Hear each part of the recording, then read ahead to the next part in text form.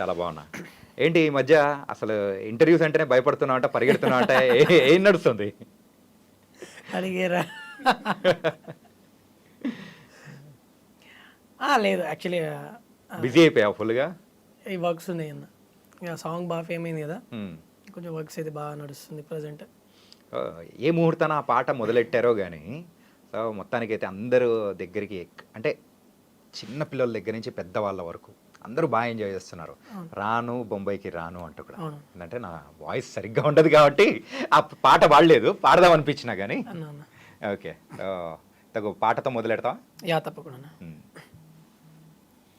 ఆ, అద్దాల మేడలున్నాయే, మేడల్లా మంచి సీరలున్నాయే, సీరంచు రైకలున్నాయే, కొనిపిత్తా నాతో బొంబాయి రాయే, రాను నే రాను, రాను బొంబాయికి రాను, రాను బొంబాయికి రాను, రాను బొంబాయికి రాను, రాను బొంబాయికి రాను.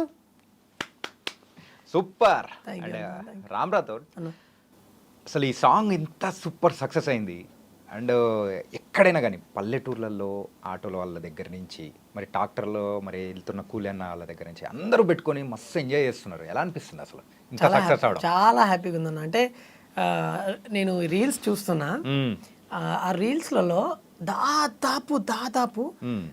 మన ఇండియాలో ఉన్న పల్లెటూరు నుంచి అమెరికాలో ఉన్న వాళ్ళు కూడా నా పాటకి డాన్స్ చేస్తున్నందుకు నిజంగా నాకైతే చాలా హ్యాపీగా ఉంది అండ్ ప్రౌడ్గా కూడా అనిపిస్తుంది. ఎందుకంటే మన తెలుగు పాట ప్రపంచ స్థాయిలో నిజంగా ఒక ఉర్రూతు లోపిస్తుంది. అసలు నిజంగా నాకైతే చాలా హ్యాపీగా ఉంది. నా లైఫ్లో ఇది బెస్ట్ అచీవ్మెంట్ అనిపిస్తుంది. ఓకే. కానీ ఈ సాంగ్ మరి షూట్ చేస్తున్నప్పుడు కానీ సో ఇంత సక్సెస్ అవుతుందని కూడా ఎవ్వరు ఊహించరు. అన్న కానీ అంతకు మించిన సక్సెస్ అనేది కూడా వచ్చింది. అన్న అండ్ కామెంట్స్ కూడా మీకు బాగానే వచ్చింది. So one of the best comment ఏంటి?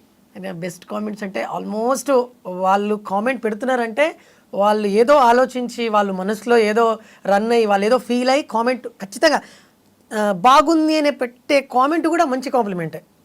అంటే ప్రతి ఒక్క కాంప్లిమెంట్ నాకు చాలా హ్యాపీ అనిపించింది. ఆ కాంప్లిమెంట్స్ చాలా బూస్ట్ ఇచ్చింది. అసలు ప్రతి ఒక్క కాంప్లిమెంట్ నాకు హ్యాపీ అనిపించింది. ఒక్కొక్కరైతే I'm from Assam, I'm from Odisha, I'm from Kerala, I'm from Sri Lanka, I'm from Dubai.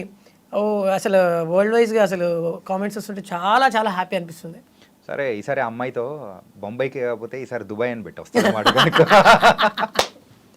Okay వస్తుందేమో. ఓకే. సాంగ్ అయితే సూపర్ ఉందప్ప. దీనికంటే ముందు ఒకసారి అబ్జర్వ్ చేసుకుంటే ఓ చిన్న రాములమ్మ అని చెప్పేసి ఆ సాంగ్ కూడా సూపర్ సక్సెస్ అయింది. అవును అంటే అది కూడా మిలియన్ వ్యూస్ అనేది కూడా కొడుతూ ఉంది. అవును. అసలు ఫోక్ ఇండస్ట్రీలోకి రావాలని ఎలా అనిపించింది? అంటే నాకు చిన్నప్పటి నుంచి డ్రీమ్ అన్న. అంటే నేను ఒక ఆర్టిస్ట్ అవ్వాలి, మంచి డాన్సర్ అవ్వాలి, లేదా అంటే నేను అవ్వాలి అని అనుకున్నా. బట్ నా డెస్టినీ ఎటు వెళ్తుందో నాకే తెలియదు. కట్ చేస్తే ఏదన్నా షోలో చేయడము లేదా డీలో చేయాలని చిన్న డ్రీమ్ ఉండే. డాన్స్ సంగతులు అయితే అది సంథింగ్ డిఫరెంట్. కాకపోతే ప్రోగ్రామ్స్లో పార్టిసిపేట్ చేయడము ఒక డాన్సర్గా ఉండడం వేరు. కానీ ఫోక్ ఇండస్ట్రీలోకి వచ్చి ఇందులోనే ఎక్కువగా సక్సెస్ అనేది కూడా నువ్వు చూస్తూ ఉంటే ఎలా అనిపిస్తుంది? అదే అదే అదే అయితే అలా అనుకున్నా. కొన్ని సందర్భాల్లో ఏమైందంటే ఈ ఫీల్డ్లో అంటే లైక్ మూవీ ఫీల్డ్లో ఈ ఇండస్ట్రీలోకి రావాలంటే ఖచ్చితంగా ఏదన్నా ఒక బ్యాక్గ్రౌండ్ ఉండాలి, లేదా ఏదన్నా ఒకటి ఖచ్చితంగా ఉండాల్సిందే. అప్పుడే మనల్ని గుర్తిస్తారు. లేదు అంటే సెకండ్ ఆప్షన్ ఏంటంటే చాలామంది సోషల్ మీడియా ద్వారా బాగా ఫేమ్ అయ్యారు. సో నాకు చాలామంది ఇన్స్పైర్ అయ్యారు నిజంగా. లైక్ మన షణ్ముఖ్ కానివ్వండి, తర్వాత బిత్రి సతన్న కానివ్వండి, తర్వాత చాలామంది సోషల్ మీడియాలో వీళ్ళు బాగా ఫేమ్ అయ్యారు. అరే వీళ్ళు ఫేమ్ అయిన తర్వాత ఆటోమేటిక్ ఇండస్ట్రీ ఇన్వైట్ చేస్తుంది కదా వీళ్ళని. సో మనం ఎందుకు చేయకూడదు అట్లా అని చెప్పేసి ఫోక్ ఇండస్ట్రీకి అలా అంతే అలా అడుగుపెట్టిన. ఎన్ని సంవత్సరాలు అయింది ఈ సాంగ్స్ ఇలా చేసుకుంటూ ఫోక్ సాంగ్స్ చేసుకుంటూ? ఆఫ్టర్ లాక్డౌన్ అంటే ఒక 3-4 ఇయర్స్ అనుకోవచ్చా? అంతేనా. ఓకే. సో ఈ 3-4 ఇయర్స్లో ఇప్పటివరకు ఎన్ని సాంగ్స్ చేసావు? సాంగ్స్ అయితే నేను మేబీ ఒక 100 పాడి ఉంటానా. 100 దగ్గరలో పాడడం. మరి కొరియోగ్రఫీగా చేసుకోవడం కానీ, సో అందులో నువ్వు యాక్ట్ చేయడం కానీ. నేను యాక్ట్ చేసింది ఒక 40 దగ్గర ఉన్నాయినా, అంటే ఇంకా రిలీజ్ అయ్యేటి ఉన్నాయి, ఓకే, పెండింగ్ ఉన్నాయి, చాలా సాంగ్స్ ఉన్నాయి, అవి రిలీజ్ అయ్యేటి ఉన్నాయి. ఇప్పుడు ఒక్కొక్కటి అయితే 1.5 year కింద చేసిన సాంగ్స్ ఇప్పుడు రిలీజ్ అవుతున్నాయి. సో ఎందుకు ఇది మంచి సక్సెస్ వచ్చినందుకా ఏంటి? అది అంటే నాకు తెలీదు, బట్ ఇప్పుడు ప్రజెంట్ అది నడుస్తుంది. ఓకే. అండ్ సో ఇప్పుడైతే కంప్లీట్గా సో యువర్ డెస్టినీ అనేది డిఫరెంట్గా ఉంది. ఓకే. సో అసలు ఊహించుకున్నావా ఇలా ఇంత దూరం వస్తానని చెప్పేసి? అలా అంటే అన్న అసలు ఎక్స్పెక్ట్ చేయలేదు నిజంగా. మనం 100% మన ఎఫర్ట్ పెడతాం. ఇప్పుడు ఏదైనా ఒక బిజినెస్ అవ్వండి, బిజినెస్ కానీ ఇంకేదైనా ఏ ఫీల్డ్లోనైనా మనం 100% ఎఫర్ట్ పెడతాం, మన ఫలితం అయితే ఆశించకూడదు. సో నేను అలాగే ఉన్నా. నా చిన్న రాములమ్మ విషయంలో కానివ్వండి, తర్వాత ఈ సాంగ్స్ అన్నిట్లో నేను అన్ని సాంగ్స్ 100% ఎఫర్ట్ పెట్టా. రిజల్ట్ ఆలోచించలేదు ఎప్పుడు, బట్ ఆ రిజల్ట్ అనేది ఆటోమేటిక్గా నాకు అచీవ్ అవుతుంది. కానీ అది మామూలు అచీవ్మెంట్ కాదు. కానీ యాజ్ ఎ సింగర్గా అండ్ ఒక డాన్సర్గా కానీ ఇవన్నీ చేస్తున్నావు, కానీ లిరిసిస్ట్ అనేది ఎక్కడి నుంచి వచ్చింది అసలు? అది ఏంటంటే అది ఉండాలి, ఏంటంటే మినిమమ్ ఆ నాలెడ్జ్ కానీ అది కంప్లీట్ డిఫరెంట్ ఉండాలి. సో అది ఎట్లా వచ్చిందా అనిపించింది? గాడ్స్ గిఫ్ట్ అంతేనా? అదొకటి. తర్వాత చిన్నప్పుడు ఒక స్కూల్ ఫంక్షన్లో వివేకానంద స్కూల్ అని మా భూత్పూర్ విలేజ్లో, అదే మెయిన్గా ఒకప్పుడు నేను నా చిన్నతనంలో, నేను నాకు 7-8 years ఉన్నప్పుడు, అంటే ఇప్పుడు కూడా ఉంది, బట్ ఆ స్కూల్కి నరసింహ సార్ అని ఉంటాడు, ఆయన విలేకరే. ఆయనకి చాలా మంది, చిరంజీవి సార్ కూడా తెలుసు. సో ఈయన పెద్ద పెద్ద వాళ్ళని ఇన్వైట్ చేస్తుండే గెస్ట్లుగా. సో నేను వెళ్ళినప్పుడు గోరింటి వెంకన్న సార్ వచ్చాడు అక్కడికి. వచ్చినప్పుడు సంతా మా ఊరి సంతా అని సాంగ్ పాడిండు. నేను ఎక్కడో క్రౌడ్లో ఎక్కడో మూలలో ఉన్నా, ఆ పాటలు పాడుతున్నాడు, ఆయన ఎంటర్టైన్ చేస్తుంటే ఇంతమంది జనాలు అట్లా కూర్చొని చూస్తున్నారు, చప్పట్లు కొడుతున్నారు, ఇంత ఎంటర్టైన్ అవుతున్నారు. ఆయన అరే అమ్మ అసలు మనం ఎందుకు చేయకూడదు, ఇట్లా మనం ఎందుకు కాకూడదు, ఆ స్టేజ్కి మనం ఎందుకు వెళ్ళకూడదు అని ఆ చిన్నప్పుడే కొంచెం అలా ఊహించుకుంటుండే. అంత క్రౌడ్లో అసలు భలే అనిపిస్తుండే అది. ఆయన మాట చెప్పిండు, పాట రాయడం చాలా ఈజీ అన్నాడు. అట్లెట్లా, ఓకే, ఎలా అసలు ఎలా సాధ్యమవుతుంది అని చెప్పేసి ఆలోచించిన. ఎలా అన్నాడు అంటే, ఇప్పుడు తమలపాకు కట్ట, కొత్తిమీర కట్ట, బుట్ట, ఈ ప్రాసలు మనకి ఎండ్ ఆఫ్ ది లైన్, ఆ లైన్కి ఎండ్లో ఆ ప్రాస అనేది క్లియర్గా కలిసేటట్టు మనం ఏదైనా వర్డ్స్ క్రియేట్ చేసుకోవాలి. ఒక పదాన్ని అంటే లైక్ ఒక సిచ్యువేషన్ని చూసి ఆ సిచ్యువేషన్ క్రియేట్ చేసుకున్నప్పుడు ఆ పాటలో ఆ పదాలు ఇవన్నీ వర్ణించేటప్పుడు ఆ ప్రాస మర్చిపోకుండా కరెక్ట్గా కుదిరేటట్టు పాటని రాయాలి. అందుకేనేమో ఈ బొంబాయికి సాంగ్ దాంట్లో అయితే స్టార్టింగ్ మరి మేడ అంటావు, మేడ తర్వాత చీర అంటావు, చీర తర్వాత చీర అంచు అంటావు, తర్వాత బొంబాయి తీసుకుపోతారా అన్నీ ఉన్నాయంటావు. సో అలా వచ్చిందేనా ఇది కూడా?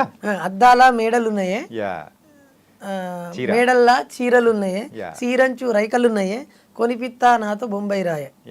ఆ ఎండింగ్ లో ప్రాస అనేది ఖచ్చితంగా ఉండాలి. ఆ ప్రాస ఉంటేనే పాట అదొక కవిత్వం. ఇక ఆ కవిత్వం ఆ టైప్ ఆఫ్ లిరిక్స్ అనమాట. సో నేను అది మైండ్లో పెట్టుకొని చాలా ట్రై చేశా. లాక్డౌన్లో కూర్చొని ఏం పని చేస్తాం ఇంట్లో, మనం ఏం నేర్చుకోవాలి, ఖాళీగా ఉండి ఏం చేస్తాం ఇంట్లో, బయటికి వెళ్ళలేము, లాక్ చేసేసి ఇంట్లో పడేసారు అందరినీ. ఏం చేయాలి, ఏం నేర్చుకోవాలి అని చెప్పి ఆ 3 months లిరిక్స్ రాయడం నేర్చుకున్నా. మనకి ఎప్పటికైనా యూజ్ అవుతుంది, బతుకుతామా చచ్చిపోతామా అది తర్వాత విషయం, ఒకవేళ బతికితే మనకి ఇది యూజ్ అవుతుంది ఖచ్చితంగా అని చెప్పి లిరిక్స్ రాయడం నేర్చుకున్నా. బాగా థింక్ చేసేటోని, నైట్లో అయితే నిద్రపోకపోయేది అసలు. అసలు ఫుల్ లిరిక్స్ మీద పెట్టేసాను.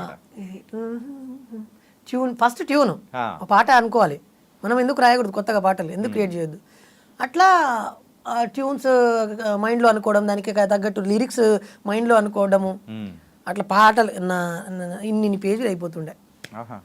అంటే అంత కష్టపడేటోని, అంటే లైక్ నైట్ 1, 2, 3 అయ్యేది ఆలోచించడానికి. అప్పుడు ప్రశాంత్ మా ఇంట్లో లొల్లి. ఎందుకు అంటే మా పెద్ద ఫ్యామిలీ మాది, పిల్లలు అంతా మేము 5 మంది మా పేరెంట్స్కి, అందరికి పిల్లలు అయిపోయినాయి. లాక్డౌన్లో చిన్నపిల్లలు ఇంకంతా ఇంట్లో ఎట్లుంటుంది, లొల్లి ఎట్లుంటుంది, అందరు పడుకున్న తర్వాత కొంచెం మైండ్ ఫ్రీ ఉంటుంది. ఆ టైంలో 1, 2, 3 గంటల వరకు మేలుకొనే సో నీ మైండ్లో లొల్లి అప్పుడు మొదలయ్యేది. ఇంట్లో లొల్లి మొత్తం ఉదయాన్నే ఉంటే సో నీ మైండ్లో లొల్లి నైట్ ఉండేది. అవును. సూపర్. అంటే నువ్వు లాస్టా? అవునన్నా. ఓకే. ముందు అక్క అన్నలు పెద్ద అన్నయ్య ఉన్నాడు. అన్నయ్య, తర్వాత అక్క, తర్వాత చిన్నన్న, నేను, మా చెల్లి. ఓకే. అలాగే ఏం చదువుకున్నావు నువ్వు? అంటే లిరిక్స్ గురించి కానీ నాలెడ్జ్ కానీ భలే చెప్తున్నావు అసలు. అన్న అదే ఏం చదువుకున్నావు? నేను చదివింది అయితే ఇంటర్ అన్న, కానీ మనుషులు చదివిన. మనుషులు చదివా? మా జీవితం చదివేసినట్టు చెప్పినావు తెలుసా. ఓకే. అంటే నలుగురిలో తిరుగుతున్నప్పుడు 10 మంది ఇప్పుడు మనం వాళ్ళ ఏమంటారు కదా, సాహసం చేస్తే అది వస్తుందని. లైక్ నేను తిరిగిన వాళ్ళందరూ కొంచెం మంచిగా ఉన్నారన్న అందరూ. లైక్ అందులో జంగిరెడ్డి అన్న కావచ్చు, జయప్రకాష్ అన్న కావచ్చు, శివనాగులు అన్న కావచ్చు, మా పాలమూరులో వీళ్ళంతా మంచి ఫోక్లో ఒక ట్రెండ్ సెటర్స్ వీళ్ళంతా. ఓకే. సో వీళ్ళతో పాటు నేను ఈ ప్రోగ్రామ్స్ చేశాను, ధూమ్ధామ్ ప్రోగ్రాంలు, తెలంగాణ ప్రోగ్రాంలు, అవన్నీ చేశాను నేను. వెనక నేను కోరస్ కూడా పాడుతుండే అప్పుడప్పుడు. డాన్సర్లు అంటే లైక్ కోరస్లో ఎవరైనా రాకపోతే రావు పాడరా అని చెప్పేసి నాకు ఇచ్చేస్తుండే మైక్లో. సో అలా ప్రాక్టీస్ అంతా అక్కడ గడిచింది కాబట్టి ఇక్కడ మాత్రం ధూమ్ధామ్గా అన్ని సాంగ్స్ వేస్తున్నావు. ఇది ఇంకొక విషయం మర్చిపోయాను. చెప్పు. ఈ ఫీల్డ్లోకి నేను ఇంత బాగా సక్సెస్ అవుతున్నా అంటే అయినా అంటే ఇంకో సావాసం ఏంటంటే మా గురువు గారు ఓకే పోలోజు సత్యం సార్ అని చెప్పి, ఆయన ఫోక్లో MA/MPhil చేశాడు. ఆయన మన రాజు కనకల్ల సార్ వీళ్ళంతా ఒకటే బ్యాచ్ తెలుగు యూనివర్సిటీలో.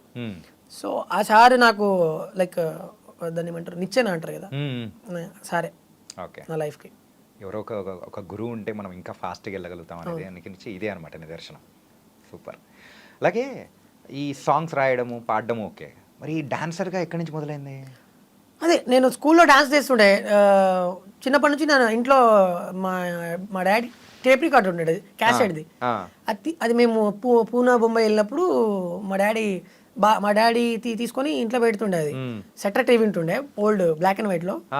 తర్వాత ఇది VCD ఉంటుండే, ఇవన్నీ ఉంటుండే మా ఇంట్లో. మా ఇంట్లో ఓపెన్గా చెప్పాలంటే బియ్యం లేకపోతుండే, కానీ ఇవి ఉంటుండే. మనం చాలా పూరు. అంటే మా డాడీకి బాగా ఇష్టం ఈ పాటలు వినడం, హిందీ పాటలు వినడము. మా ఫ్యామిలీలో అందరం వింటాం, పాటలు వింటాము, మేము బాగా ఎంజాయ్ చేస్తాం అనమాట. సో అట్లా డాడీ తీసుకొచ్చి ఇంట్లో పెట్టిండు అది. నాకు అదేంటో మరి మ్యూజిక్ వినిపిస్తే ఆటోమేటిక్గా నేను ఎగురుతుండే. ఎప్పుడు స్కూల్కి డుమాలు కొట్టి మరి ఎగురుతుండే ఇంట్లో. అట్లా నాకు డాన్స్లో బాగా ఇంట్రెస్ట్ వచ్చింది. పెళ్ళిళ్ళలో చేయడము, మా విలేజ్లో నాకు వరుసగా మామ అవుతాడు. ఆ మామ పెళ్ళిళ్ళలో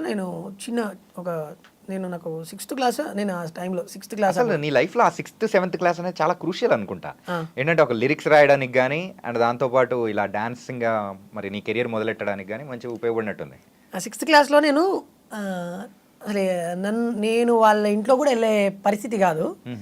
అయినా కూడా ఎక్కడో నేను బాక్స్ దగ్గర బయట పెడతాడు. పెళ్ళి రేపు ఉంది అనగా అంతకంటే ముందు రోజు బాక్సులు బయట పెడతారు కదా ఊర్లో వినిపించడానికి. ఆ స్పీకర్ దగ్గర మేమందరము చిన్న పిల్లలు డాన్స్ చేస్తుండే. ఆ స్పీకర్ నుంచొని డాన్స్ ఎగురుతుంటుంటే నేను ఒక్కడే వెరైటీ చేస్తుండే. అంటే లైక్ నా మూమెంట్స్, బాడీ మూవ్స్ అంతా డిఫరెంట్ ఉంటుండే.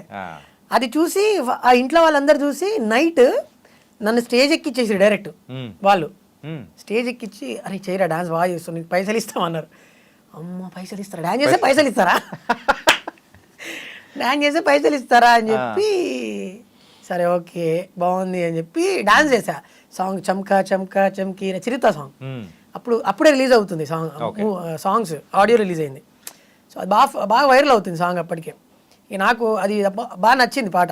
ఆ సాంగ్కి నేను డాన్స్ చేశా. నాకు ఆ టైంలో ఆ పెళ్లి కొడుకు ఎవరైతే ఉన్నాడో ఆయన 100 రూపీస్ ఇచ్చిండు నాకు వచ్చి.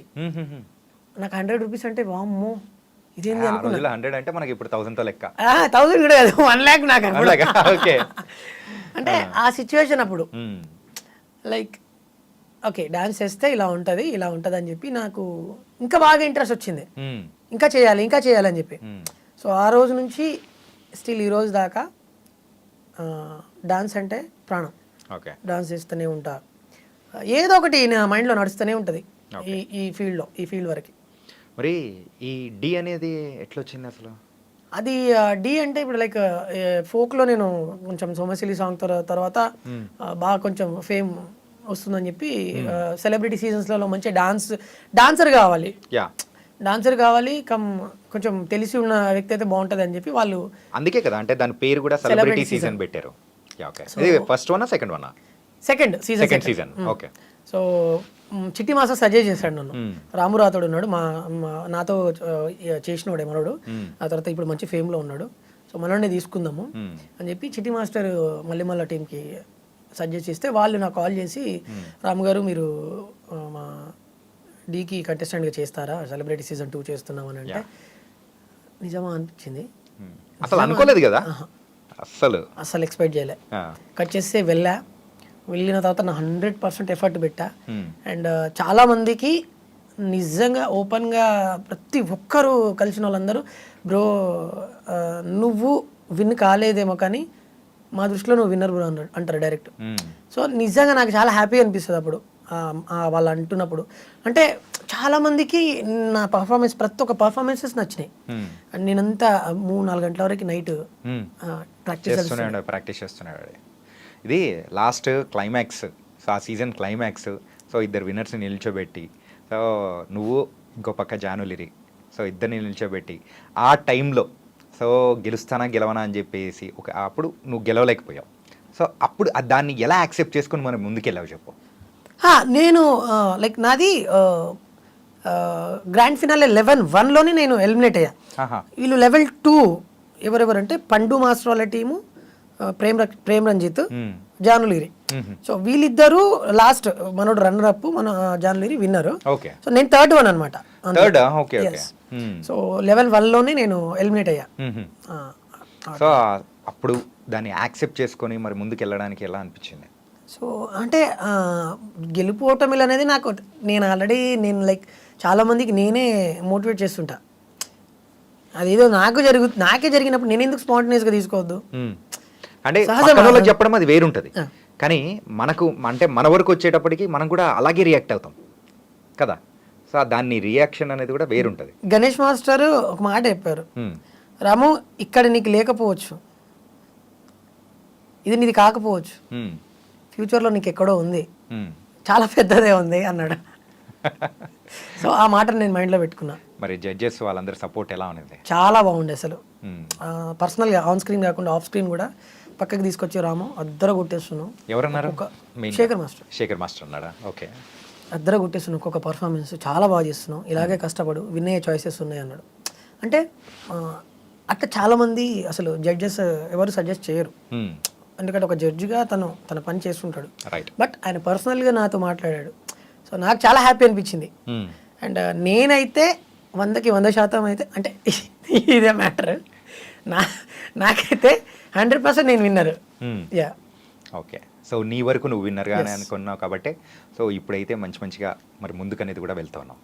మళ్ళీ ఇంకా వేరే అంటే ఇప్పుడు సెలబ్రిటీ సీజన్ 2 తర్వాత మరి వేరే ప్రోగ్రామ్స్ కానీ వేరే ఛానల్స్ నుంచి కానీ ఆఫర్స్ కానీ ఏం రాలేదా? వచ్చాయి. అంటే లైక్ మన ఈటీవీ నుంచి ఒకటి షో పెడతా ఉన్నారు, కానీ ఇక నాకు డీ చేసిన తర్వాత అక్కడ దానిపైన డీ చేయడం నా డ్రీమ్. సో అది ఫుల్ఫిల్ అయిపోయింది.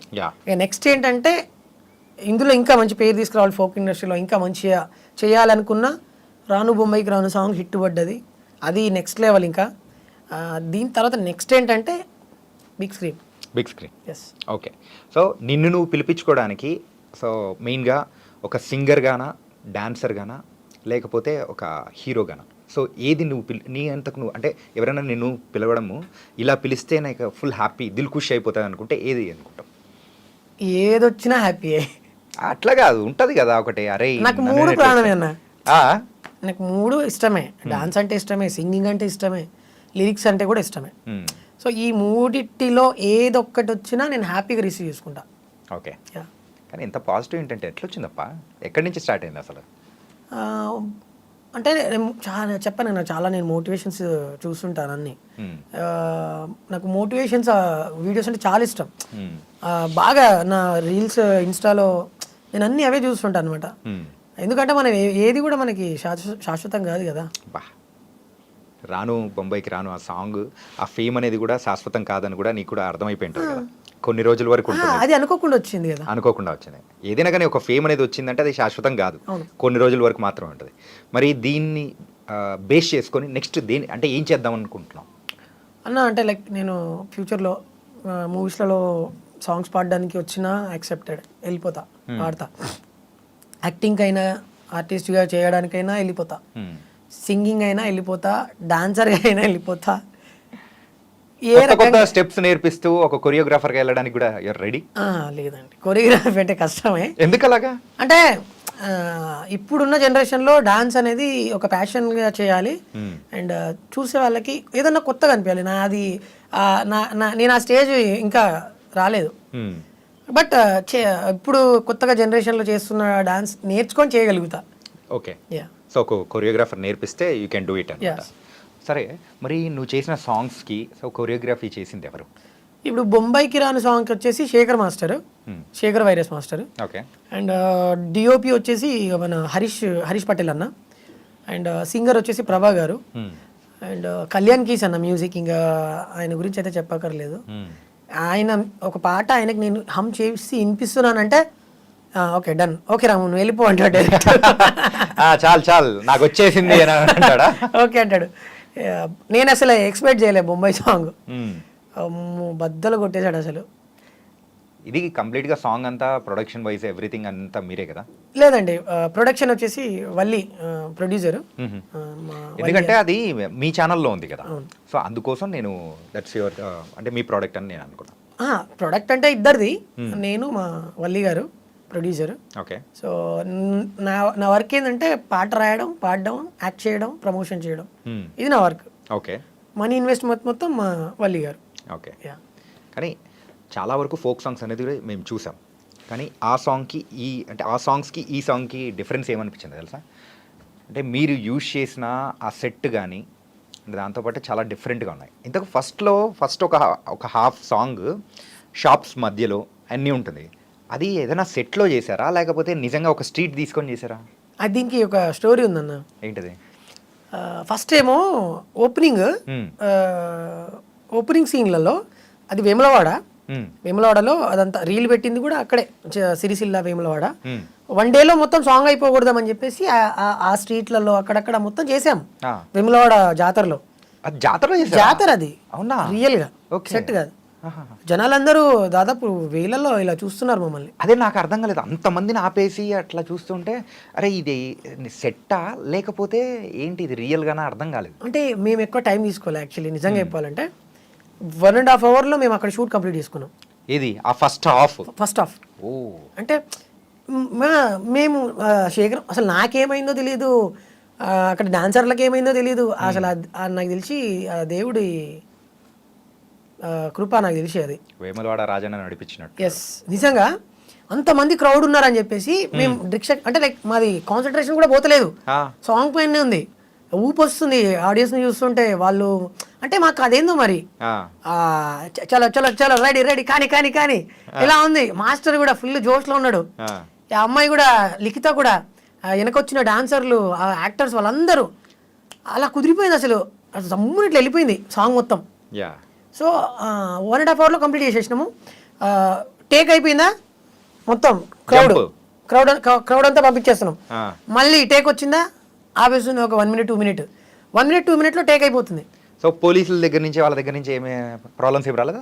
లేదు, ఎందుకంటే మేము వాళ్ళకి ఏ ఇబ్బంది లేకుండా చేసినాం సాంగ్. ఓకే. ఎవరికి కూడా ఇంత ఇబ్బంది కలగకుండా చేసినాం, అది హైలైట్ అసలు. అదే కొంచెం ఆశ్చర్యం వస్తుంది. ఇప్పుడు కెమెరా పట్టుకొని మనం అట్లా రోడ్డు మీదకి వెళ్ళామంటే యూజువల్గా చేస్తూ ఉంటే ఒక కాన్షియస్నెస్ వచ్చేస్తుంది, ఆ పోలీసులు వస్తున్నారా ఎవరన్నా వాళ్ళ ఒక బండి ఎట్లా పోతున్నా కానీ అయ్యో అని మనం భయపడుతుంటాం. అదే టేక్ అయిపోయిన తర్వాత నేను తెలివిగా జనాలందరూ ఇక్కడ తీసుకొచ్చేస్తున్నా కదా, వాళ్ళందరూ ఫోటోలు దిగడానికి వస్తున్నారు. ఓకే, అట్లా కాబట్టి హ్యాపీగా చేసేసుకున్నారు అనమాట.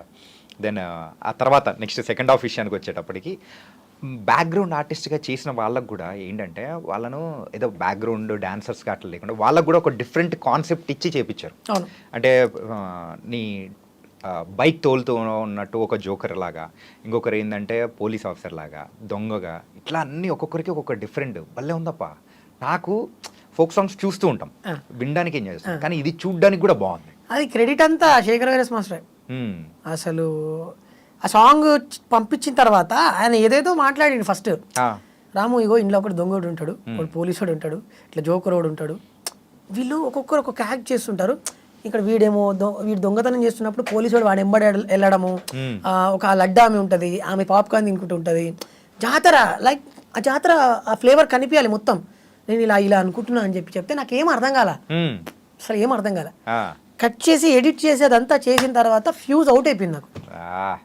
ఏంది మాస్టర్ ఇది అనుకున్నా, అయిపోయింది ఇక కథం, ఇది సాంగ్ దొరకదని చెప్పి నేను మైండ్లో ఫిక్స్ అయిపోయా. నేను ఇంకొకటి నాకు స్పెషల్ గా నచ్చింది ఏంటో చెప్పనా, అంటే కొంచెం చెబ్బిగా ఉన్న లేడీ, ఆ లేడీ పైకి ఎగిరి మళ్ళీ నువ్వు ఇట్లా దిగుతావు చూసా, అదైతే సూపర్ గా నచ్చింది. కానీ పాపం చాలా కష్టపడ్డది పాపం, ఆమె నా బరువును మోయగలిగిందంటే అసలు గ్రేట్, అసలు హ్యాట్స్ ఆఫ్ ఆమె డెడికేషన్ కి. నువ్వు పిట్ట కొంచెం కూతగానం ఉన్నట్టున్నావు తెలుసా, చూడ్డానికి ఇట్లే ఉన్నావు కానీ అసలు అల్లాడిచ్చేసినావు మొత్తం అన్న. అదే ఇంకో స్టోరీ ఏంటంటే, అది 1 డే మొత్తం చేసినామా, ఏది మొత్తం సాంగ్ సెకండ్ హాఫ్ మొత్తం ఎక్కడి నుంచి అంటే పల్లెటూరి పడుచు పిల్లవే ఆ చరణం నుంచి సాంగ్ మొత్తం లాగ్ అయిపోయింది. ఏంటి పొలాల మధ్యలో పెడతారు అది? కాదు కాదు, పొలాల మధ్యలో పెడతారు అది. యాక్చువల్లీ అది కాదే కాదు. మేము ఎక్కడి నుంచి అంటే ఈ పల్లెటూరి పడుచు పిల్లవే అనే టేక్ నుంచి సంథింగ్ మధ్యలో నుంచి హాఫ్ మొత్తం ఒకరోజు చేసాం. తర్వాత మళ్ళీ రీషూట్ జరిగింది. రీషూట్ ఎందుకు అలాగా అంటే స్టార్టింగ్ సాంగ్ చూస్తేనేమో ఆడియో వైజ్గా అదిరిపోయింది పాట, వీడియో పరంగా లాగ్ అయిపోయింది ఎండింగ్లో. అది చూడడానికి బాగుంది, మినిమం 100 మిలియన్ ఖచ్చితంగా పాట అది కూడా.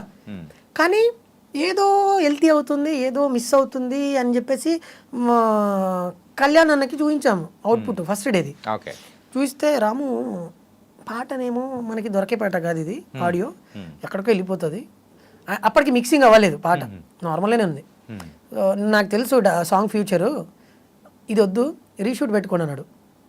పోతే పోయింది అమౌంట్, నువ్వు దాని గురించి ఆలోచించకు, 100% సక్సెస్ అవుతుంది అన్నాడు. అన్న సరే అన్న నువ్వు చెప్పావు కదా ఖచ్చితంగా అని చెప్పేసి నేను వల్లి అన్న డిసైడ్ అయిపోయాం. మళ్ళీ శేఖర్ మాస్టర్ కాల్ చేసాం, ఆయనకు డేట్స్ లేవు ఫస్ట్. ఏదో బతిమలాడి చెప్తే ఆయన తర్వాత ఆయననే థ్యాంక్స్ చెప్పిండు. థ్యాంక్ యూ రాము, మళ్ళీ ఒక్కసారి రీషూట్ ప్లాన్ చేస్తున్నారు, సో నాకు చాలా హ్యాపీగా ఉంది నాకు టైం ఇచ్చినందుకు, ఇప్పుడు చూడండి అని అన్నాడు.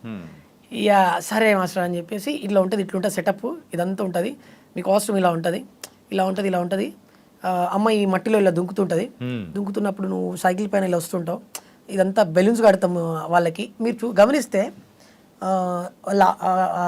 చబ్బి ఆమెకి తర్వాత ఇంకొక ఆమెకి జడకి బెలూన్స్ కడతారు, బెలూన్స్ ఉంటాయి. అంటే ఒక డిఫరెంట్ జానర్ అదంతా, ఒక different culture, like complete mass అనమాట. ఇది అవుట్పుట్ ఇదంతా అయిపోయిందా, కట్ చేసాం మళ్ళీ సామి ఎండింగ్లో సామి అది చూసే అదైతే ఫ్యూజ్ అవుట్ అయిపోయింది నాకు. ఎడిటింగ్లో ఏదో వేరే సాంగ్ కోసమో దేనికో వెళ్ళాము అక్కడికి, అది ఎడిటింగ్లో చూస్తే అమ్మ తోడు ఫ్యూజ్ అవుట్ అయిపోయింది. ఏంది అనిపించింది నాకు. దాన్ని స్టిల్ ఇప్పటి వరకు నేను ఒక 100 టైమ్స్ చూసా, 100 టైమ్స్ నేనే. అంటే నేను నిజంగా మనదే నా సాంగ్ అనిపించింది. ఏంది అసలు ఇలా వచ్చింది, ఏంది దొరకదు సాంగ్, ఎక్కడికి వెళ్ళిపోతుంది అనుకున్నా. So thank you so much. నిజంగా స్టిల్ డేకి 2.5 మిలియన్ అసలు నిజంగా అట్లా ఎక్కించినారప్పా. ఆ సౌండింగ్ ఉంటుంది కదా, బొంబాయికి రాను, ఆ సౌండింగే బాగా అందరికి కనెక్ట్ అయింది. అండ్ నార్త్ వాళ్ళు, తర్వాత వరల్డ్ వైజ్గా అమెరికాలో ఉన్న వాళ్ళు, వీళ్ళందరూ కూడా ఆ పాటకి రీల్స్ చేస్తుంటే నిజంగా నాకైతే అసలు చెప్పడానికి రా మాటలు లేవు. ఇన్ఫ్యాక్ట్ చెప్పాలంటే పంజాబీ సాంగ్స్, సో అది వరల్డ్ వైడ్ ఎట్లా వింటూ ఉంటారో, మన తెలుగు ఫోక్ సాంగ్స్ అనేది కూడా వరల్డ్ వైడ్ బాగా వింటుంటారు. సో ఆ రికార్డ్ అనేది కూడా రీసెంట్ టైమ్స్లో మంచిగా వింటున్నాడు. అందులో మీది కూడా ఒకటి అవ్వడం చాలా హ్యాపీ అండి. థ్యాంక్ యూ అన్న. అండ్ లిఖిత గురించి కూడా మనం మాట్లాడాలి. తప్పకుండా. ఏంటంటే మెయిన్గా సో అక్కడ హీరో హీరోయిన్ కాంబినేషన్ సెట్ అయితేనే సో అక్కడ చూడడానికి కూడా అద్దరిపోద్ది. ఆ కాంబినేషన్ అనేది కూడా భలే సెట్ అయింది తప్ప. ప్రీవియస్ సాంగ్స్లో మీరు చేసిన అమ్మాయిల వాళ్ళందరూ కూడా సూపర్గా ఉన్నా, కానీ ఈ అమ్మాయి మాత్రం తలుక్కు మెరిసినట్టు ఉంటుంది ఎక్స్ప్రెషన్స్ వైజ్ కానీ. అంటే తన గురించి కూడా ఏం చెప్తావు? ఆమె గాడ్స్ గిఫ్టెడ్ ఆమె Hmm. అమ్మాయి అంటే ఏదైనా అంటే ఆర్టిస్ట్ డాన్సర్ కూడా కాదు ఆర్టిస్ట్ ఇలా ఇప్పుడు ఆర్టిస్ట్కి అణువుల ఒక రిధం ఉంటుంది Hmm. ఏదైనా సాంగ్ ఇస్తే ఆ సాంగ్కి తగ్గట్టు మోడలే దాన్ని ఏమంటారు ఇమిడిపోతారు Hmm. లైక్ అలాంటి సిచ్యువేషన్ ఉంది అమ్మాయికి Hmm. అంటే అమ్మాయికి ఏ పాట ఇచ్చినా చిటికలో ఇలా ఎక్స్ప్రెషన్స్ ఇవ్వడము ఆ పాటలో ఇన్వాల్వ్ అయిపోవడము అంటే ఇంత చిన్న ఏజ్లో Hmm. ఆ అమ్మాయి నిజంగా గాడ్స్ గిఫ్టెడ్ వాళ్ళ పేరెంట్స్కి. సో ఏం చదువుతుంది అమ్మాయి? ఇప్పుడు inter second year. Inter second year. Yes, ఇప్పుడు ఎగ్జామ్స్ రాస్తున్న అమ్మాయి. Oh my god. అంటే ఈవెన్ అమ్మాయిని చూస్తూ ఉంటే సో కొంచెం పెద్ద అమ్మాయి లాగా అనిపించడం కానీ అదే అందుకే నేను గాడ్స్ గిఫ్టెడ్ అంటున్నా. యా అదే ఇంత చిన్న ఏజ్ లో అమ్మాయి అన్ని అర్థం చేసుకొని ఇలా చేయాలి, ఎక్స్ప్రెషన్స్ ఎలా ఇవ్వాలి, చాలా మెచ్యూర్డ్ గా ఇచ్చింది తెలుసా. అరే ఇట్లా కూడా ఇస్తారా, మంచి ఎక్స్ప్రెసివ్ గా భలే అనిపించింది నాకు. ఆ అమ్మాయి చేస్తున్నప్పుడు నేను ఇప్పుడు లైక్ కో యాక్టర్ కదా, అమ్మాయి చేస్తున్నప్పుడు అరే నేను ఇంకా ఏం చేయాలి ఇంకా ఏం చేయాలి నీకే అనిపించేలా చేసిందా? అంటే ఈ అమ్మాయి ఇంత బాగా చేస్తుంది నేను డల్ అయిపోతా అని చెప్పి అప్పుడప్పుడు కొంచెం నాకు నర్వస్ ఉంటుండే. లేదు లేదు తగ్గొద్దు ఇంకా చేయాలి అని చెప్పి పోటీ చేస్తుండే ఇద్దరం. ప్రతి ఒక్క సాంగ్లో అసలు భలే అనిపించింది నాకు అమ్మాయి కో పార్ట్నర్గా ఉండడం. నిజంగా రీసెంట్గా ఒకటి నా చేయి పట్టుకో సాంగ్ వచ్చింది, అసలు అందులో అయితే ఆసమ్, అసలు ఫుల్ ఆసమ్. ఓకే, ఒక సినిమా పాట చూస్తే ఎలా ఫీల్ వస్తుందో అంతకంటే బాగుంది. అంటే నేను చేశానని పొగడట్లేదు, జెన్యున్లీ నేను నా ఓపెన్ హార్టెడ్గా చెప్తున్నాను, పాటకి ప్రాణం పెట్టింది అమ్మాయి. అంటే ఇలా సాంగ్స్ అన్నీ కూడా తీసుకుంటూ నీ గోల్ ఏదైతే ఉందో దాన్ని అచీవ్ చేయాలప్పా. కానీ చాలా బాగున్నావు, స్క్రీన్ ప్రెజెన్స్ వైజ్ కానీ ఎవ్రీథింగ్ ఇస్ సూపర్ అన్న. థ్యాంక్ యూ అన్న, థ్యాంక్ యూ. అలాగే మెయిన్గా దీనికి సంబంధించిన క్రెడిట్ ఇవ్వాలంటే ఎవరికి ఇస్తావు? ద 1% ఎవరు ఈ సాంగ్కి సంబంధించి? బొంబాయి సాంగ్ యా 1% అని ఒకరంటే ఎవరికి చెప్తావు మెయిన్గా? ఇది కొంచెం ట్రిక్కీ క్వశ్చన్. ఒకరికి చెప్తే ఇంకొకరు అంటారు, సో ఎవరికి చెప్తావు చెప్పు. నేనైతే 1% అనేం లేదు, అందరం ఒకటే. ఎస్, ఎక్స్పెక్ట్ చేసిన ఆన్సర్ కాదు, సో దానిలోంచి వేరే డిఫరెంట్ ఆన్సర్ ఇస్తావు అనుకుంటున్నా. అంటే టెక్నీషియన్స్ అయితే అందరూ కష్టపడ్డారు. ఒక పాటకి ఇంత సక్సెస్ వచ్చిందంటే ప్రతి ఒక్క టెక్నీషియన్, ప్రతి ఒక్క డాన్సరు, మేకప్ ఆర్టిస్ట్తో కలిపితే ప్రతి ఒక్కరు వాళ్ళందరూ ఉంటేనే పాట సక్సెస్. స్క్రీన్లో మేము మాత్రమే కనిపిస్తాం కానీ అక్కడ వాళ్ళు లేని మేము లేము. అంటే మేమని కదా, ఎవరైనా ఎవ్రీబడి. టెక్నీషియన్స్ లేకపోతే అసలు నథింగ్. ఇది టోటల్గా ఎంత ఖర్చు అయింది ఈ సాంగ్కి? 3,55,000 టోటల్గా మొత్తం. ఎస్. ఎన్ని డేస్ చేశారు ఇది? 2 days. అంటే ఒక రోజు 1 day చేసేసాము, అది కొంచెం అవుట్పుట్ సరిగా లేదని చెప్పి మళ్ళీ రీషూట్ చేసాము. సో రీషూట్ దాంతో కలుపుకొని మొత్తం 3 lakhs. 355. అంటే విత్ మ్యూజిక్ ఆర్ఆర్ అన్ని లేదు, only shoot. Yes, shoot 3. So ఇంకా మ్యూజిక్ మొత్తం వేసుకొని ఒక 2 అంతే. టోటల్గా 5 lakhs అన్నమాట. ఎస్. వచ్చింది ఎంత?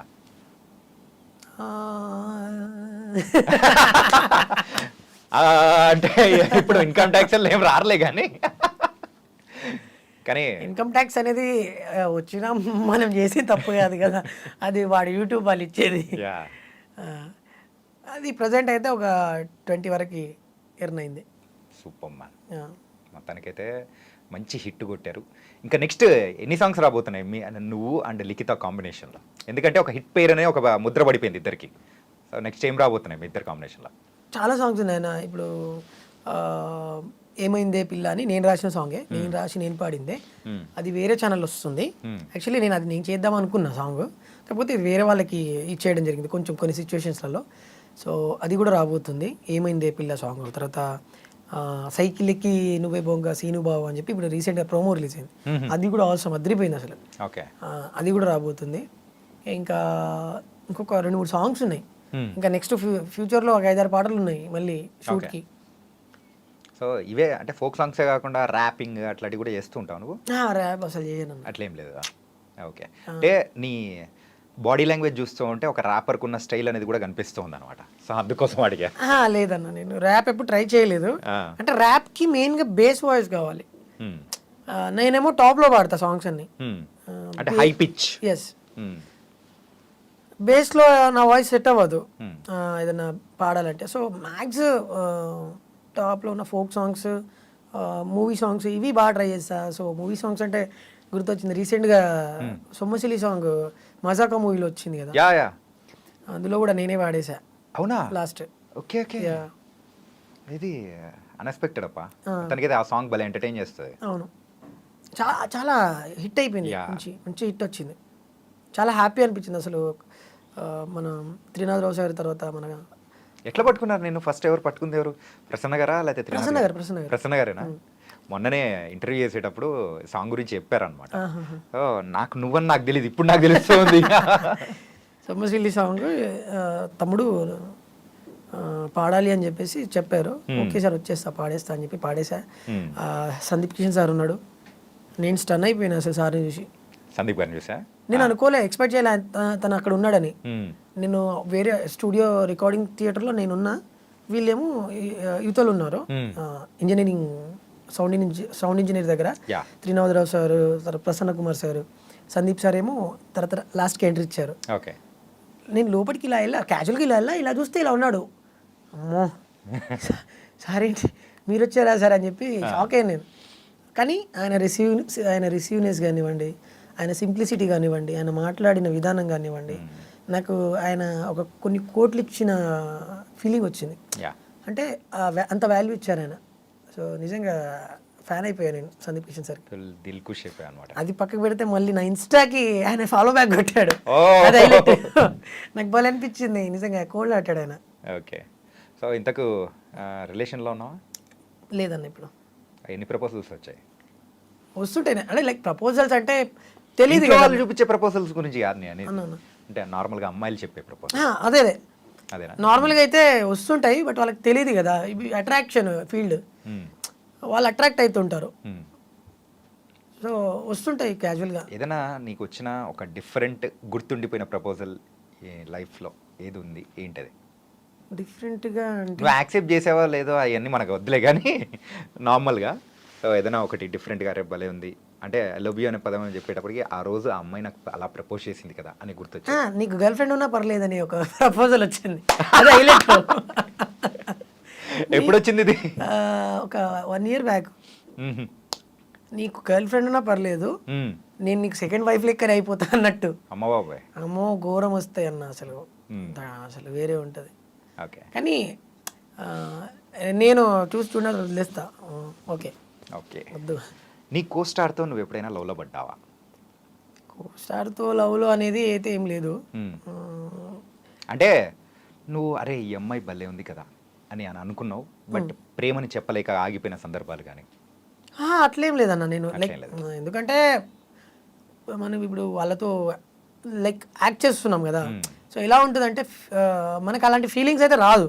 ఎందుకంటే ఇప్పుడు ఎవరైనా సరే, ఎవరైనా ఆర్టిస్టులు ఉన్నారంటే ఆన్ స్క్రీన్ దాన్ని ఒక ఆర్ట్ లెక్కనే చూస్తారు. వాళ్ళ పని అది, వర్క్ అది. సో వర్క్ని వర్క్ లెక్కనే చూస్తాం, కానీ ఆఫ్ స్క్రీన్లో ఏదైనా నార్మల్గా ఫ్రెండ్లీగా మాట్లాడుకోవడము. సరే మరి ఫ్రెండ్స్గా ఉన్న వాళ్ళు ఎవరైనా ఉన్నారా? చాలా మంది నాతో వర్క్ చేసిన వాళ్ళు ప్రతి ఒక్కరు నాకు ఫ్రెండ్స్. ఓకే అంటే వాళ్ళు మళ్ళీ కోరుకుంటారు రాము రాథోడ్తో మళ్ళీ చేయాలి, రాము